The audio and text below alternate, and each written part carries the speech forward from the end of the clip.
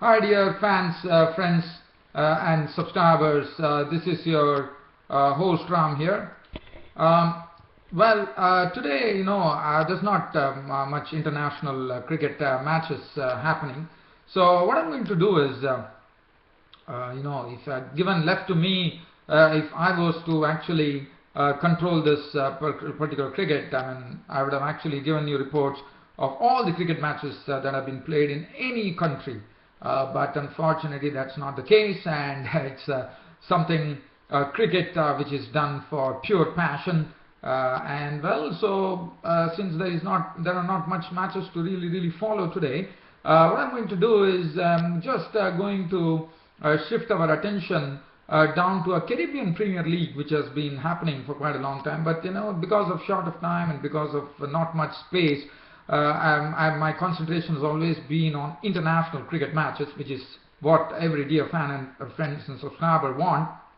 But today it gives me time to dwell something on the Caribbean, and the only reason that is that I'm just going to talk about two matches that were held yesterday. One was the 16th match, which was between the Jamaica Tallawahs and Antigua Hawksbills, and then Lucia zouks took on Barbados tridents.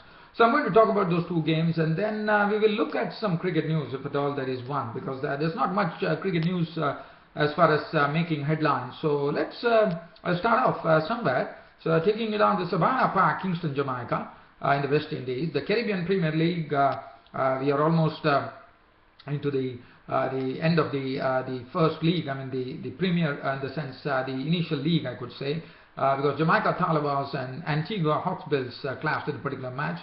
It was Antigua Hawksbills who actually batted first, and they were rooted. In fact, Jerome Taylor, who bowled wonderfully well for the Antigua Hawksbills, taking 4 wickets for 18 runs. He didn't even bowl his full quota because the Antigua Hawksbills were rooted out for 89.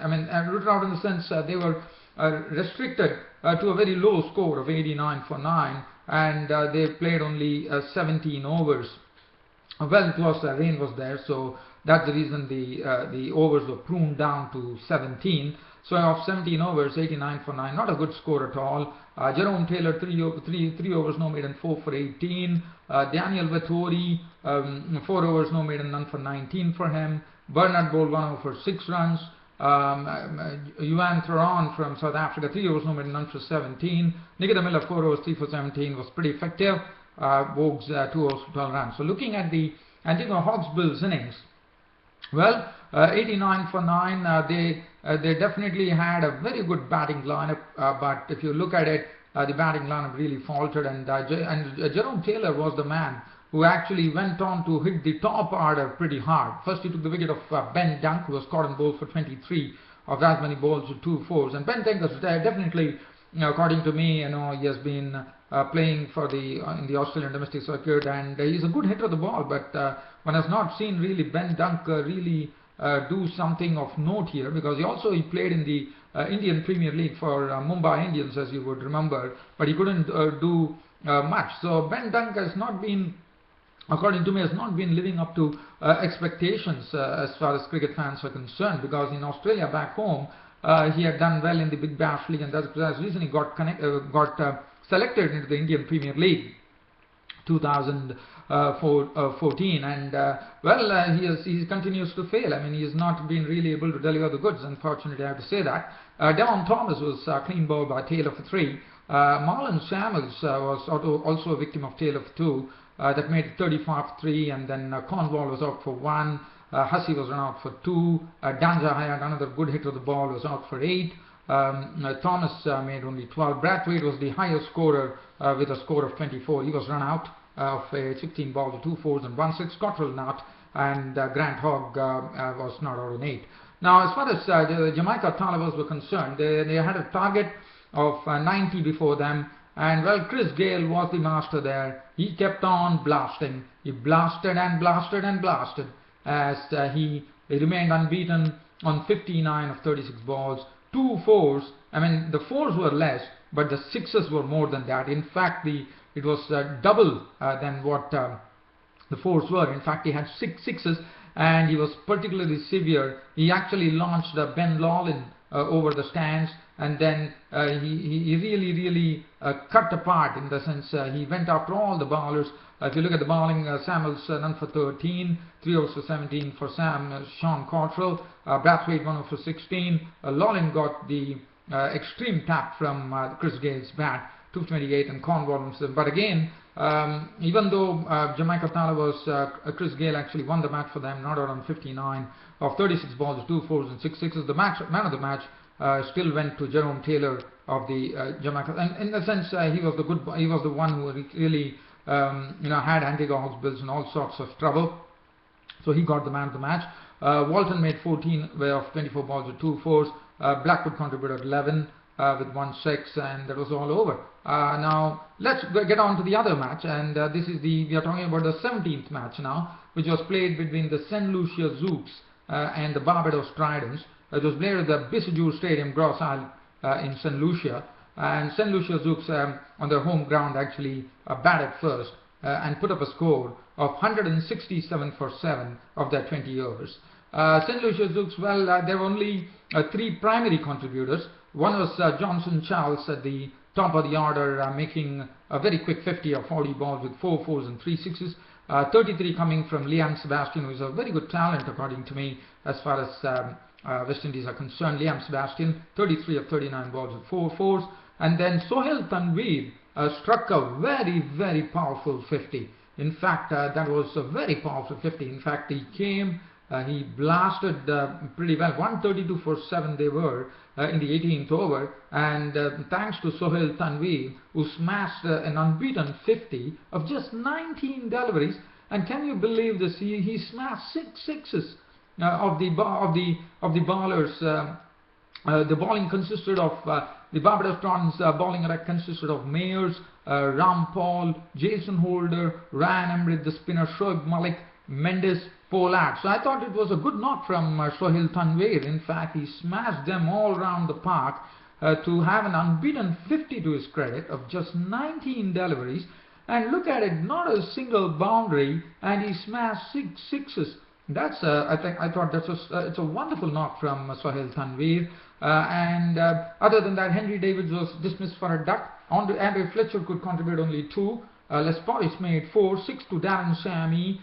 And Sohail Tanveer was the one who went on smashing. Willett was not out on 15, and thanks to Sohail Tanveer's pyrotechnics, in fact, St Lucia Zouks finished on 167 for 7.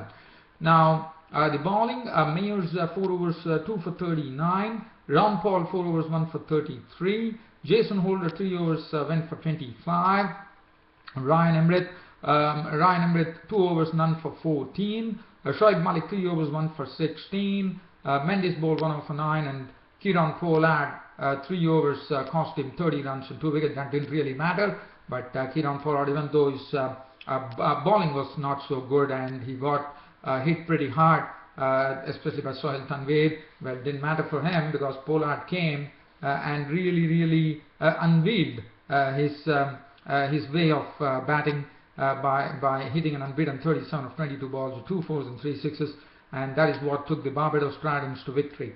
Now Barbados Tridents didn't have a good start. They lost Dwayne Smith pretty early in the piece. LBW bowled best for 4 of 3 balls with 1 4. Dowditch was gone to Sohail Tanveer for 9 of as many balls with 1 4. Jason Holder was LBW bowled Ray Jordan. The bowler was really carved. In fact, if you look at it, Kieran Pollard was the one who really went after Ray Jordan, the bowler. Jason Holder was promoted in the batting order, and he's a good hitter of the ball. He's a nice clean hitter of the ball, and he was promoted in the batting order, and he did a fine job. He came there, stuck it out, and coming in as 1 drop, he was really given the license to go for runs, and he really did his job there. Contributing 48 of just 30 deliveries with 5 fours and 2 sixes. 22 coming from Shoaib Malik's bat of 21 balls with 2 fours. Neil McKenzie was not out for a duck. Ajanta Mendes was out for 13. In fact, Kieran Pollard coming pretty lower down the order and probably fancied himself. And well, he definitely did the job. He came there, delivered the goods. he went after Ray Jordan. Ray Jordan was absolutely taken to the cleaners. Even though he took wickets because of Kieron Pollard, his bowling definitely took a beating because his 4 overs leaked 39 runs with only 3 wickets to his name. And Kieron Pollard was not out on 37 of 22 balls with 2 fours and 3 sixes, and that's what enabled Barbados Tridents to win this match by 3 wickets. Now looking at the bowling, Jason Holder of Barbados Tridents was named man of the match. One does not know, probably they felt that Jason Holder was the one who really gave the momentum to the innings, and that's the precise reason I thought that Jason Holder was named man of the match. He was promoted to the batting order, as I said, as 1 drop. And let's have a look at the bowling figures.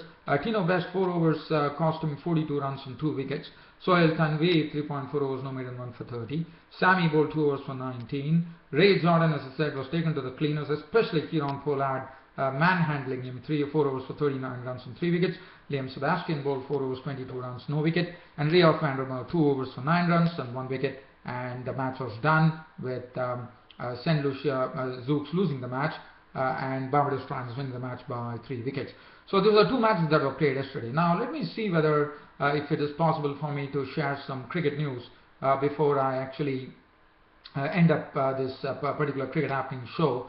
Well, I don't think there is anything much to really cover, but I'm trying to see whether, well, unfortunately, dear fans, I think that really brings an end to this cricket happening show for mine, which is not a very good, not a very long broadcast as I normally do. It's only for probably approximately 12 minutes. Well, dear fans and subscribers, that's a wrap on my daily cricket show for today on the cricket happenings. And see you all tomorrow, Saturday, as you all know, dear friends and subscribers, a late night cricket show with your host Ram. Until then, it's goodbye from Ram Studios. Thank you.